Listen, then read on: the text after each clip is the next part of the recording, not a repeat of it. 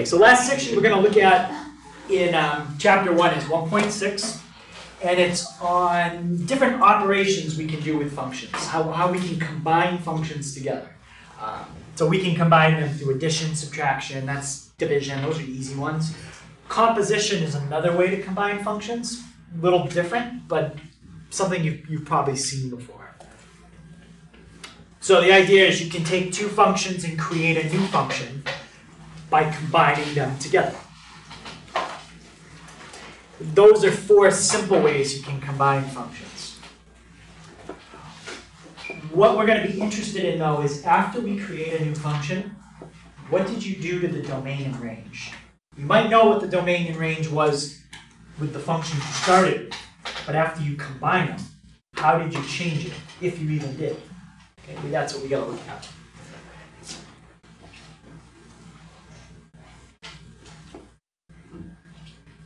So here's 2 functions. Okay, I'm just calling them f of x and g of x.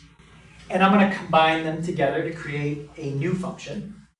And specifically, I'm just going to add them together.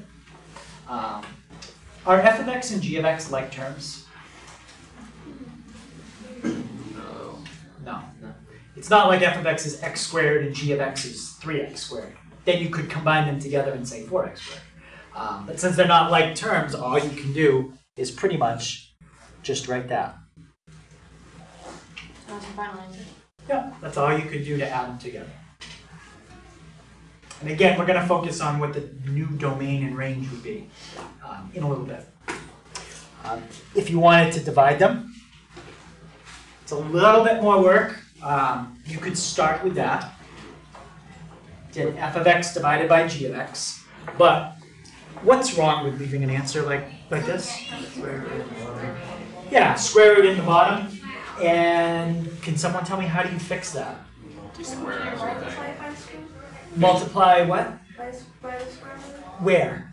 On top and bottom. Top and bottom. Yep. So we don't like to leave a square root in the bottom, so to fix it, multiply top and bottom by the square root, and you would end up with that. The x plus 1 is just by itself in the bottom, the square root's gone.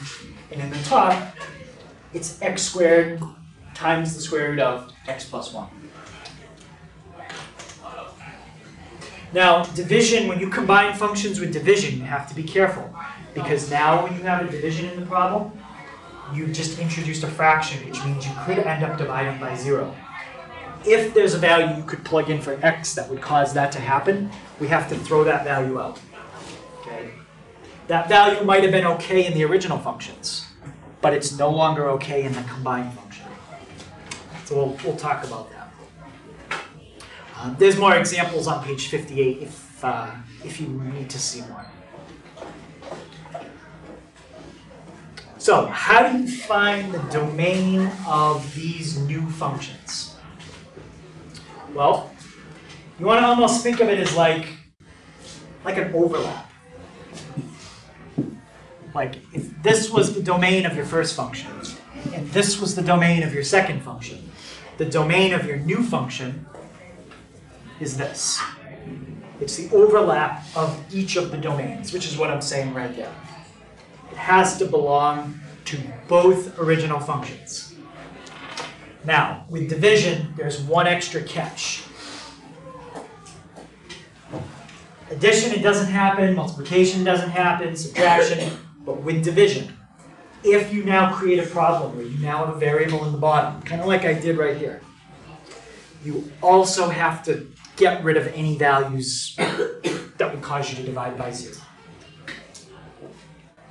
So with division, make sure your denominator cannot equal 0.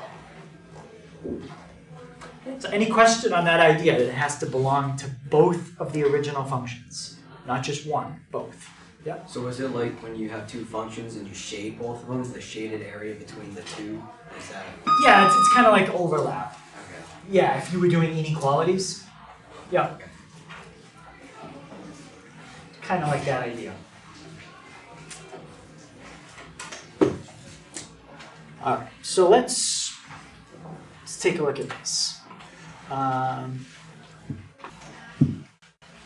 Alright, so they've given us two functions, and they want us to find the domain of each of the originals, and then we're going to combine them together and find the domain when we combine them. So let's start with f of x. So with square roots, what do you have to be careful about? What can't you do? Yeah? Make them negative. Right, you can't take the square root of a negative. You can take the square root of 0, but not negative. So what values would I be allowed to use for x in function f? Any value that's... Negative 3 is one value, yeah. And greater. So anything negative 3 or greater. So the way we write it, negative 3 with a bracket. Okay, the bracket means including and up to infinity. So that's the domain of the first one. Yep. Wait, so the number inside the square root can be a 0? Yes, you can take the square root of 0, and you would get 0. You just can't do the square root of a negative and get a real number. How about the domain of g? 2 to infinity. 2 to infinity. Any number 2 or higher. All right. Now let's combine them into one function by adding them. There's not really a lot we can do. So what would it look like when you write f of x plus g of x?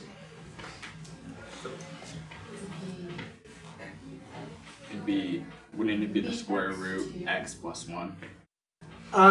You can't combine what's under the roots. Like if you said the square root of 3 plus the square root of 1 is the square root of 4, you could try it. It won't work. It doesn't work that way. The square root of 3 times the square root of 2 would be the square root of 6. So it works with multiplication, but there's not a lot you can do here. Derek? So it would just be the square root of x plus 3 plus the square root of x minus 2. Yep. That's all you can do. And now I want to know what the domain would be for that function.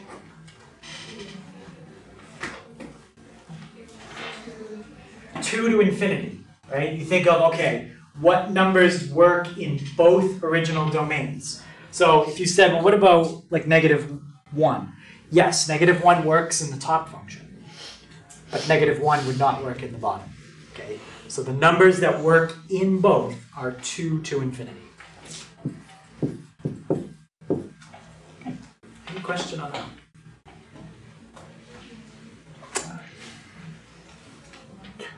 Let's divide them. All right. So when we divide them, we just have square root of x plus 3 divided by square root of x minus 2.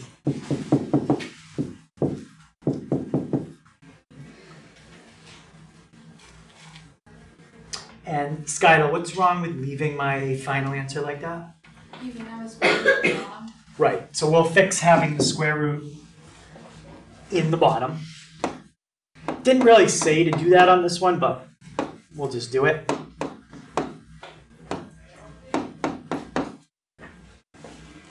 So if you multiply top and bottom by the square root of x minus 2, that's what you get. And you can multiply these together, right?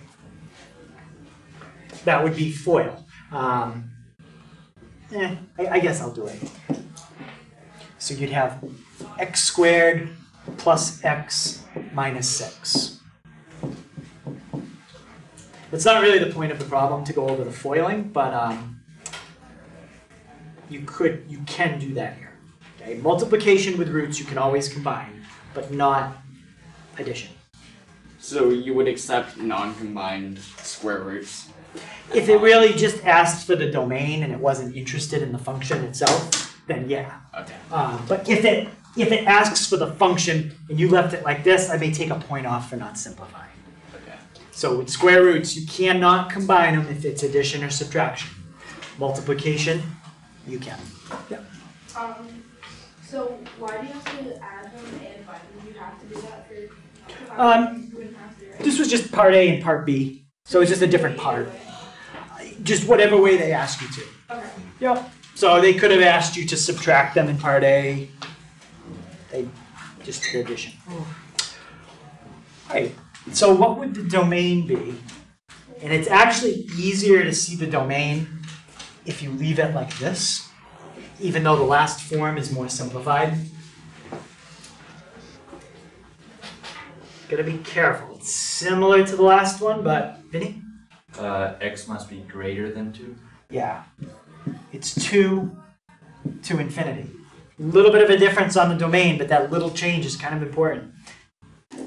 The domain is still restricted by values that have to be in both the originals, 2 to infinity. But there's a problem with 2 now, because if you plug 2 in, you'd be dividing by 0, so you cannot use 2. So any value 2 and up would work.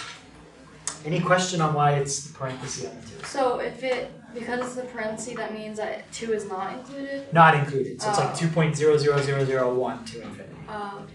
Not including 2. And it's always low value, comma, the high value.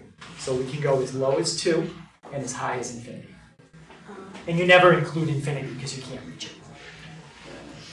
I was just asking because I was just saying, like, if we get, why don't you just put 3 in a bracket? But you Right, because you can do decimals. Yeah. Yep. 2.4, stuff like that. Alright. Let's graph this, and we're going to find the domain and the range. Now, if you think about it a little bit, let's pretend like x was 5. What's the absolute value of 5? 5. Divided by 5? 1. What about the absolute value of 12? Divided by 12? 1. So you get 1 a lot of the time. Anybody think of when you wouldn't get 1? Negative. Right. If you plug in the absolute value of -10, what do you get? Negative 10 Negative 1. -1, right? 10. If you plug in -10 for x in the top, the absolute value gets rid of the negative, so it's 10. But then 10 divided by -10 is -1. So this graph is going to look a little different than what we're used to. Alright, so let's type in math number absolute value of x divided by x. And I'll do zoom 6. So you either get 1 for the y value, or you get -1. So getting 1 and -1, that's your what? Wait. That's your range. That's your range, that's your y values. Only 2 y values on this graph are 1 and -1. How about your domain?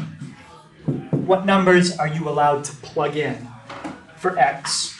Or if you like to think of it visually, ask yourself what numbers does the graph hit as it goes left and right?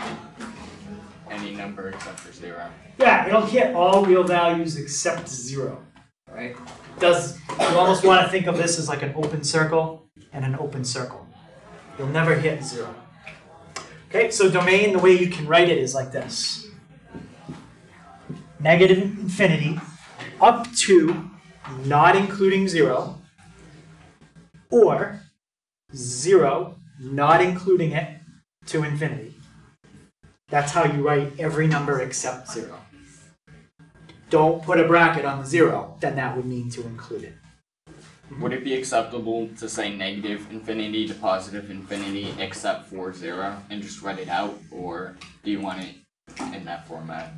You could write it that way, that's fine. The big thing would be if it was a multiple choice question and you saw this written, you'd Okay. have to know that that's correct. Okay.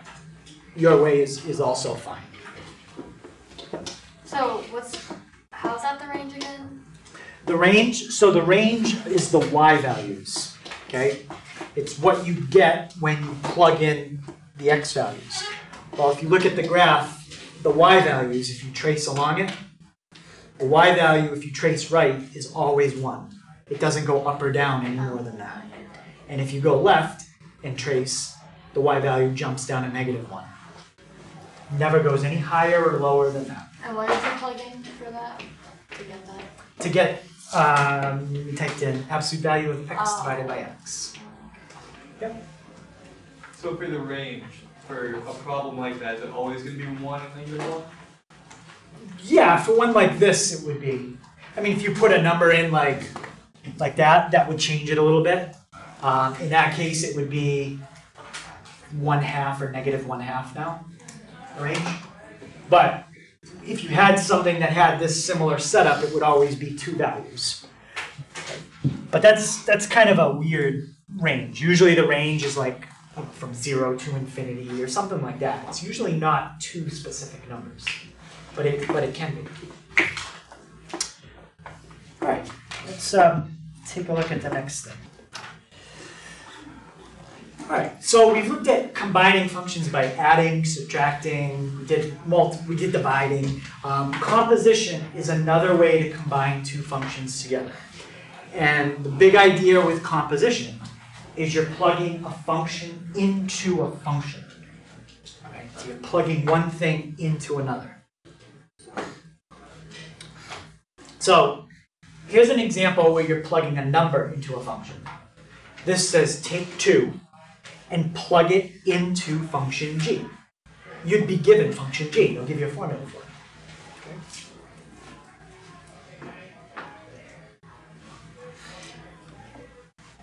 So in the above example, if it said to take 2 and plug it into function g, I would basically just do the square root of 2.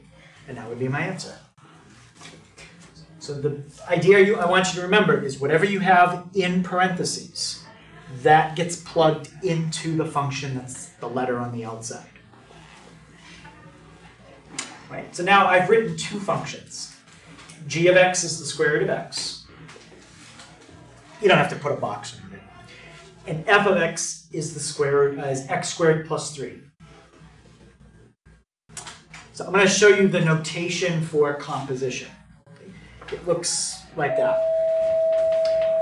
And the way you pronounce this is g of f of x.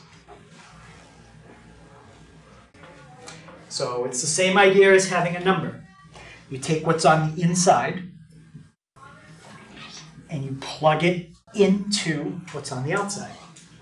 But this time you're not plugging in a number. You're going to plug in an entire function. Okay, so let's see if we can find that.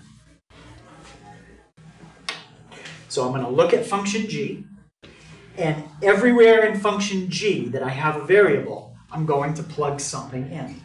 What am I going to plug in? Well, if I was doing this, I would change the variable to a 2. If I'm doing this one, I'm going to change the variable to f of x. So I'll just show you how it looks, and then I'll kind of ask someone if they can help me simplify it. So function g is the square root of, and now fill in what they're telling you for the variable. It's the square root of f of x. Now, what is f of x? What's this? X squared plus 3. It's x squared plus 3. So that is the composition of function g with function f. We plug f of x into g. Any question on that? Yep. You can't have the squared x inside the square root though, because then it would just be x, wouldn't it? When you have a sum under a square root, remember you can't simplify each part separate. If that was multiplication, the square root of x squared times 3, you could definitely say this. Absolutely. You can square root each part separate. But when it's addition, it doesn't work. Or subtraction. Now, let's try it the other way. Instead of g of f of x, let's switch it and do f of g of x. So now you're going to look at function f, and you're going to change all the variables in f to what they're telling you. Sorry, I think I erased part of it. Okay. We're going to plug in g of x into f. So how about, Chris, can you tell me what is function f? What's the formula again? It's x squared plus 3. And we're going to change the variable that he just said to this. So I'm not going to write x squared plus 3, I'm going to write g of x squared plus 3. All I did was change the variable to what was in the parentheses. Doesn't that just come out to be x anyway then? Yeah, so now when we simplify that, we get g of x is, what was it, square root of x? Yep. Square root of x squared plus 3, which is just x plus 3. Now, that can be a little tricky. That is the composition of the two functions. But when you find the domain, we got to be careful.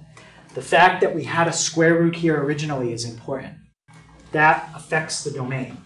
When you look at the final answer and you just see an x, you might forget that the square root was there. Okay, but we have to remember we had a square root. And I'll go over that. Another symbol, I don't use it as much, but you might see it in the book. Sometimes they put a little circle, G, a little circle, and then an F. And if they do that, it means exactly the same thing as what I've been writing. I always write it the way on the right.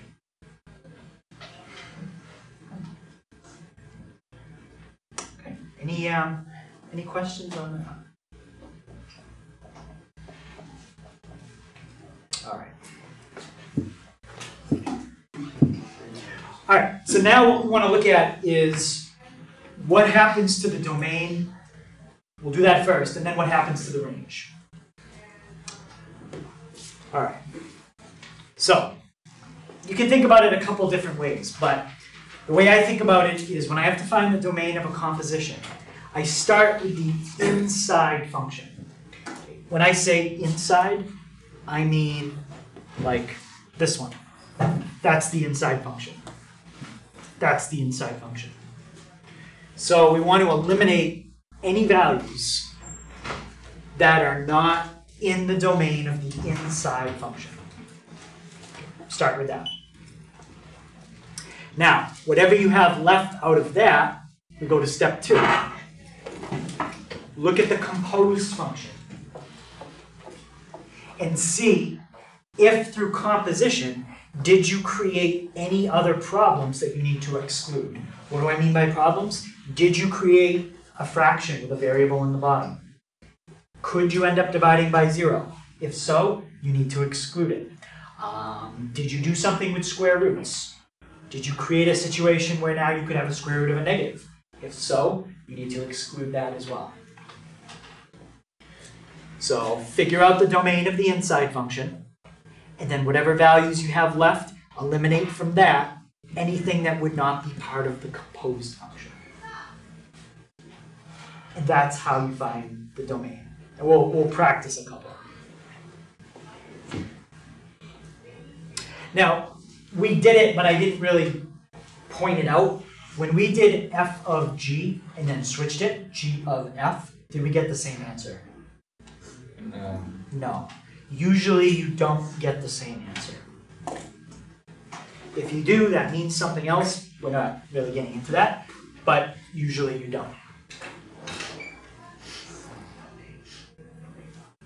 Okay.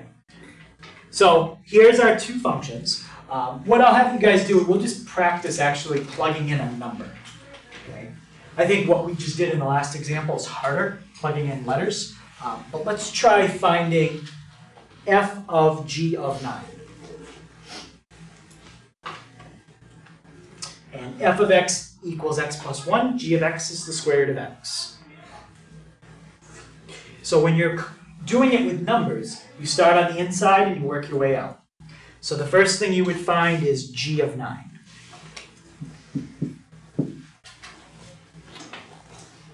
What's my formula for function g? Square root of x. So put in what they're telling you for x. They're telling you to put 9 into function g. Okay. So what do I get for g of 9? 3. Now once I do that, I'm down to one function. And now I plug that. I'm working my way out into the outer function. My formula for function f, x plus 1. So final answer? 4. So that's f of g of 9. So on a test, should you do it this way versus just doing the square root of x plus 1? Like, and, just drawing the whole thing out. Well, it's going to depend if they give you numbers or letters. So if they give you letters, you're going to have to write the whole thing out. If they give you numbers, you can do it that way. That's fine. Yeah. All right. Can someone explain to me what function I'm plugging into what function here? G of x, sometime I draw the arrow. G of x into f of x. So write function f, but replace the variable with g of x. So we have x plus 1. Replace the variable with what they're telling you to plug in, square root of x. And for that one, that's all you can do. Any questions on that? And from transformations, can anyone tell me what that plus 1 would do to the square root? Up 1. Yep, we go up 1.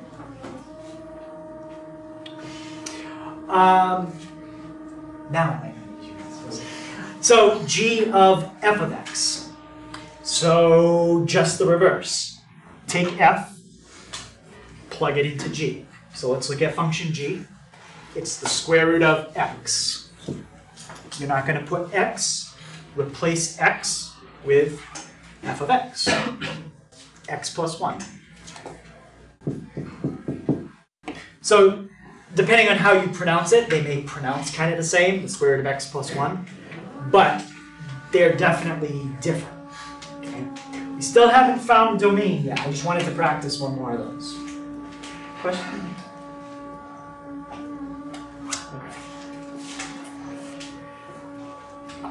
Now, we're going to find domain of each.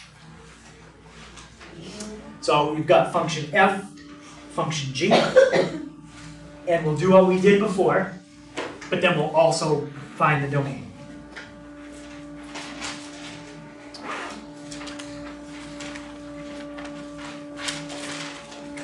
Let's start with we'll start with g of f of x. Can someone tell me, kind of step by step, how do I figure that out? G of f of x.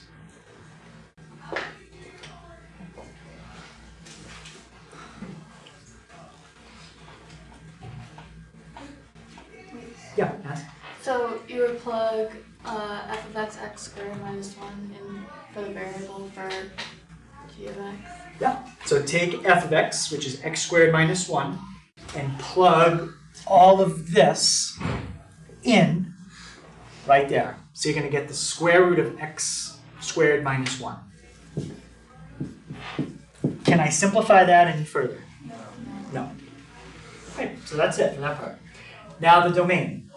Start with the inside function, f of x. Are there any restrictions on the domain of f of x? No. You can take any number you want and square it, and then subtract 1. Anything. You can square positives, negatives, fractions. So there were no restrictions on the domain of f of x. Now, the composed function. Are there any restrictions on that? Yes. Yeah, what would be the restriction? It can't be negative. What can't be? The final answer, when you subtract 1. So what do you want to happen here to avoid what you're saying? We want something to be something. Yeah? We want x to be greater than or equal to 1. What about negative 2 though? Wouldn't that work? Like if I square negative 2, I get 4. Minus 1 is 3. Oh. You just can't be 0. So what do we really want? The x can't equal 0. It can't be 0.5 either. Okay, so Because 0.5 squared would be a quarter. And a quarter minus 1 is negative 3/4. So it can't be equal 0 to 1. So we want, this is what we want, right? We want x squared minus 1 to be greater than or equal to 0. Somehow, whatever you take the square root of, it's got to be greater than or equal to 0. Now we'll just solve that for x, and that'll tell us our answer. But that isn't 0.5 greater than 0? Well, let's solve it for x. So I haven't said yet what I think, but I know what the answer is, but I haven't said it yet. So we'll see. I was gonna say I think we know the domain. Okay, what do you think? Or with any number that's not between -1 and 1. Yeah. Yep. So we're gonna just write it in the positive instead of saying what it isn't. We'll say what it is. Right. So if you add 1 to each side, you basically get x squared is greater than or equal to 0. So from there, I just think, okay, what kind of numbers? Is it greater than or equal to 1? 1, yeah. What kind of numbers can I square and get an answer that's bigger than 1? Well, if I square numbers bigger than 1, I'll get an answer that's greater than or equal to 1. Or if I square numbers less than -1, like -10, -20. I just can't use numbers between -1 and 1. Okay? Everything else is okay. So the domain is -infinity up to -1, or from 1 to infinity. If you try a number between -1 and 1, you're going to run into a problem. Try 0. You're going to get the square root of a negative. Okay? Try a half. A half squared is a quarter. A quarter minus 1 is a negative. But 1 and -1 are okay. Those would give you 0. Okay. Someone have a question? No? So that is your domain. Right, let's try f of g of x. Okay. Anyone think they can just tell me the final answer for? Scroll up a little bit so you can see it. F of g of x.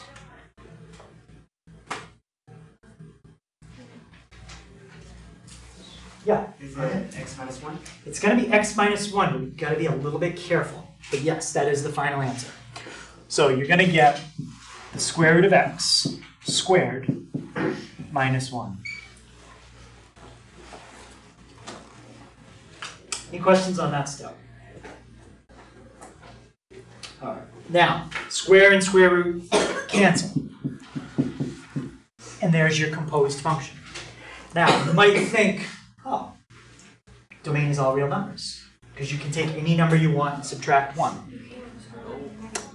But we've got to remember this original function inside. Were there any restrictions on g of x? Yes. Yeah. What's the domain of g of x? It's got to be greater than 0. It had to be greater than or equal to 0. Now, taking those numbers, look at the final answer here. Are there any other restrictions on numbers that are already greater than or equal to 0 that you cannot subtract 1 from? No. If you haven't, you can subtract 1 from any number. So this time, the restriction comes from the inside function. It's all x's greater than or equal to 0. Yeah. So it would just be the same. Domain would be the same. Yeah. The domain on the composition happens to be the same as g of x. And you can show that on the calculator too. If you type in the final answer,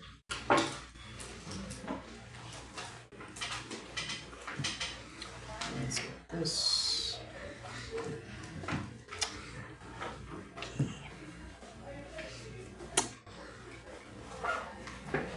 So if we type in the final answer, x minus 1, and I hit graph, it's not really going to show it to you correctly. The domain should just be 0 and up. But now, type it in before you canceled out the square root. Okay, so try it like this. The square root of x squared minus 1. Now the calculator knows that you had a square root in there originally. And, whoops, I typed it the wrong way. It doesn't really matter. It's the square root of x, technically, squared minus 1. It doesn't really matter. But graph it now and watch, it only starts the line at 0 because it knows there was a square root originally. Okay? And that is correct. Any question on that one? Yeah. I have to write it like the right way. You could write it that way, that's perfectly fine. If you also wanted to do it this way, that's fine too. You'll probably see me use both. You should be familiar with both. Yeah. So that is the domain, even though there's a restriction on the other one, that you can't use like below or above like -1, like so like -2.5 or whatever. You can use that in the domain of the other one. So it's not going to be the same as the one. This domain is the same as is g of x. Because g of x, the domain was all values that are greater than or equal to 0. Okay. And the composed function was the same domain. Alright. Now, if you composed it and you ended up with something like this, say somehow you ended up with an x minus 1 at the bottom, I would say, well, okay, not only do we have the original restriction that it had to be greater than or equal to 0, now it also can't equal 1. Okay. That would be another restriction we'd have to add in. Alright. Okay. But we didn't have any fractions here, so you didn't have to worry about that. All right, so range. Range is a little trickier. The calculator can usually kind of help us with it. But the idea with range is find the domain first. And then ask yourself, okay, if I plug in the numbers that are in my domain, what kind of answers do I get? The answers that you get are your range. So we did a real simple one to start off with. It was like the range was only 2 numbers, 1 and -1. That one was easier to figure out. Sometimes it's not that easy. Okay, so range, find your domain, and then ask yourself, okay, if I plug those numbers in, what kind of answers do I get out? What's my y? What's my output come out to? All right, for number 5, we're just going to do it one way. I'm not going to do the composition both ways. Let's just do the second one, f of g of x.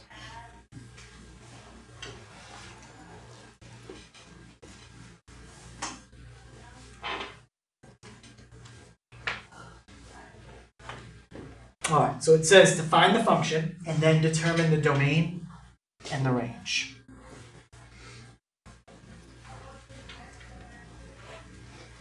Okay, anyone think they can tell me what f of g of x is going to come out to? Yep. The square root of x minus 3. Can you explain that a little bit more? Like how to write it? So the -3 is also inside the square root. Okay, yeah. So if you were thinking this, that would be if we did the first one that I crossed out. But this one is going to be the whole thing under the square root. So square root x minus 3. Questions on that? All right. Find the domain. What's the first thing I want to look at to find the domain? Yep. The -3 for the domain. So it would indicate that the domain is all numbers greater than or equal to -3. No, 3. So are you looking at the final answer here? Yes. Okay, so we do have to look at that, but that's going to be the next thing. Okay. There's something we have to look at first before we look at the final answer. The inside function. Just look at g of x. Are there any restrictions on the domain of the original g of x? No. No. So you don't have to worry about the inside function at all. Now we can look at the final. And there are restrictions here. You can't take the square root of a negative. So, what did you say, Vinny, that you thought the domain was? Greater than or equal to 3. Yeah, it's going to be any numbers that are greater than or equal to 3. So domain 3 to infinity. Now, range. Well, if you plug in 3, you get the square root of 0, which is how much? 0. So that's as low as the graph is going to go. Now, as x gets bigger and bigger and bigger, what happens to the square root of x minus 3? It gets bigger. Does it ever stop getting bigger as x keeps getting bigger? No, because you're just going to be taking the square root of a bigger and bigger number. So this graph is going to go up forever. So the domain is going to be 0 to infinity. A range, sorry. If you weren't sure, graph it. Square root of x minus 3 and see what it looks like. The lowest that it goes is 0. And it's going to just keep rising up forever very slowly. If you weren't sure, you say, well, what if it levels off? And I don't know if it levels off. Go to your table and pick a big value for x. Okay. Relatively big. Okay. Y is about 6.9. Now go to 500 or 5,000. Y went up to 70. Okay. It's not getting to like 2.9999999, where I can tell it's getting close to something, but it's not going past it. This just keeps getting bigger and bigger if you type in a bigger and bigger number. It just keeps getting bigger. Okay. So range is 0 to infinity. And it does reach 0. It hits 0 when x equals 3. Yeah. How do you get to where you just checked that? You go to second table. Second table.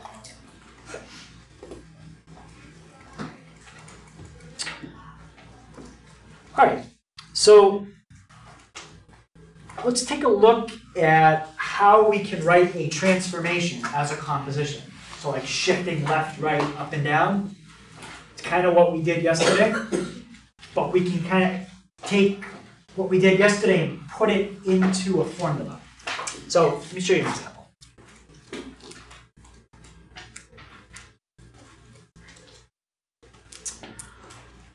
All right, so this one's a little different. I'm telling you one of the original functions, and I'm telling you the final answer is some type of vertical stretch. That's what happens when you put a number in front. Vertical stretch or shrink. What I want you to tell me is what would the other original function have to be? Right? So you're not starting off with both original, just one. But I'm giving you the final answer.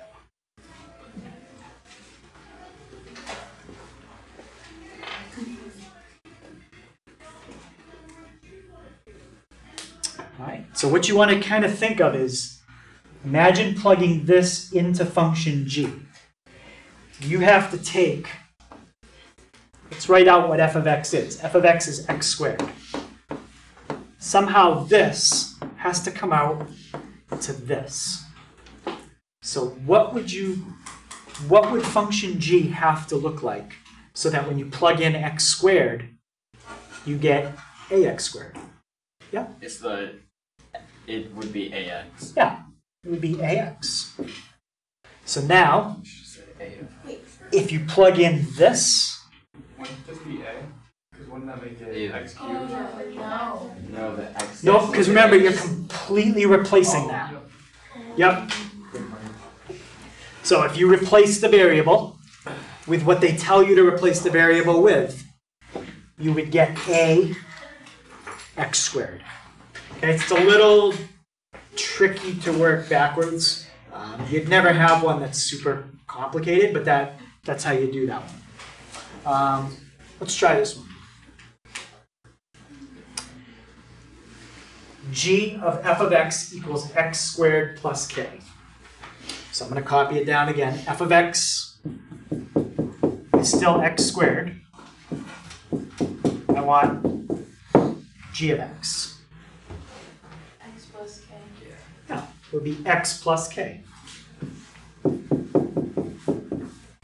Because if you take this and fill it in for the variable, it would turn into x squared plus k. So you just have to kind of think backwards a little bit to figure it out. Any question on that? And that's really writing a transformation. What you guys just gave me, that's a shift, right? Plus would be some type of shift. In this case, it's a shift up. Right? You don't have to think of it. You don't have to be able to identify transformations in this section. That's what we did yesterday. But you just have to be able to do what we did right there.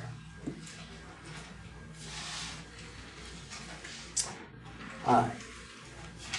So, we reflected in the x-axis yesterday. And how did you know you had a reflection? A what? Negative. Yeah, you had a negative. Well, yesterday, the negative was always out in front. It was always out in front. Like if I gave you this versus this, the negative was out in front. Well, let's see what happens if we put the negative on the inside. Kind of already gave you a hint at what's going to happen, but let me graph it so you can see.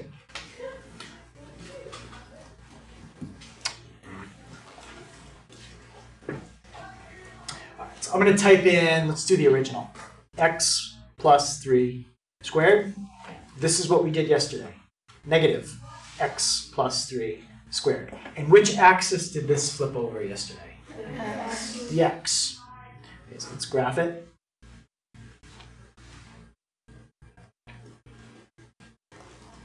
There you go. You see it flipped over the x. Now, let me take the negative and put it on the inside. Negative, so I'm replacing the variable with a negative x. Negative x plus 3 squared, and watch what happens now. You're going to be comparing the blue one and the black one. It's a mirror image over the y-axis this time. All right. So this basically gives you this. And we can see that when you change the variable to a negative, not put a negative in front, that's what we did yesterday. But when you put the negative inside, it causes a reflection over the y-axis.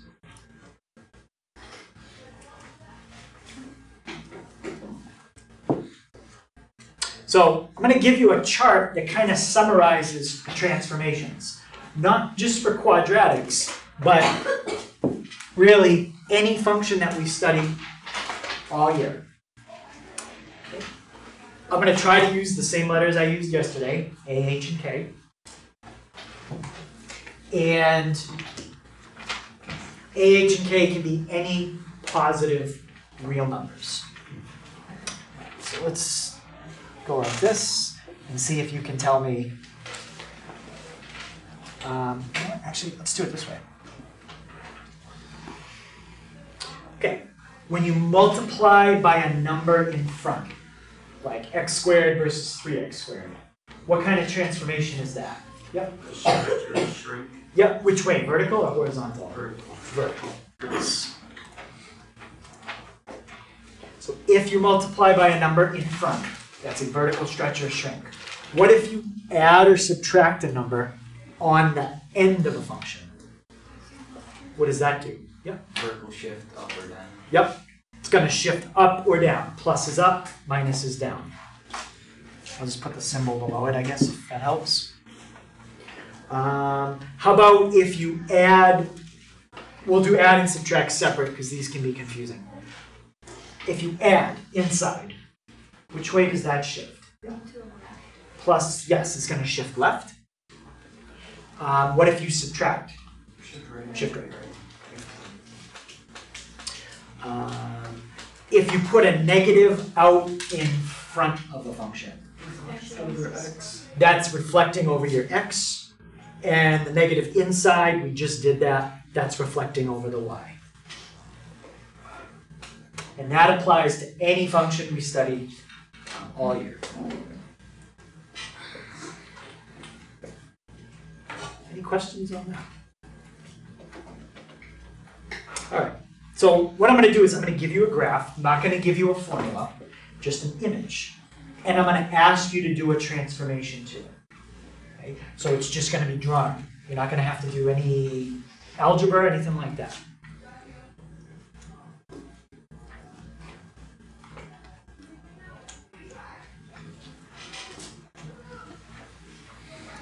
Okay, there's your image.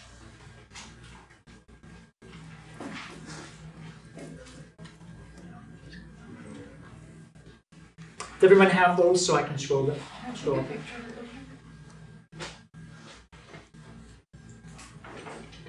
They'll put it online too. It'll be on the website. All right. So there's your graph. And let's just call this, it's the graph of f of x. What's the formula for it? It's just a picture. I want to sketch that. So first of all, how many transformations are they having me do to my graph? 3. Okay? 3 different things. What's the first thing they're having me do to my graph? There's going to be a stretch, but that's not the first thing we look at. Shift left 1 unit. That's the first thing. So I'll just draw it in. You know what I'll do? I'll go like this. I don't know if this is helpful, but I'm going to do this one in red. Okay, shift left 1. So that point goes there. That point goes there. That point goes there. Okay. Now we're going to work with the red one. What's the next thing they have me do? So stretch which way? Vertical, and vertical affects which values? The y. The y. So all your vertical y values are going to be doubled. If you double the height of this point, where does it end up? Same. Yeah, because the y value is 0. What if you double the height of this point? And what about this point? 4. It ends up at 4. So 1, 2, 3 ends up here. So after you do your vertical stretch by a factor of 2, that's what your picture would look like. And what's the last thing they want me to do? Yep. Move all the points down 3. So this one, 1, 2, 3, 1, 2, 3, and 1, 2, 3. So the answer in blue is the final answer. After you shift it left, vertically stretch it, and then move it down. So you don't have to write a formula. That's all you have to do. What might they ask you for? They might just say, what are the coordinates of the, I don't know, the vertices. And I was going to draw it down below, but I didn't. So you do inside the parentheses first? Yeah, remember the order we had yesterday? Yeah. You always follow that order, which is you start with the inside parentheses and then you work your way out.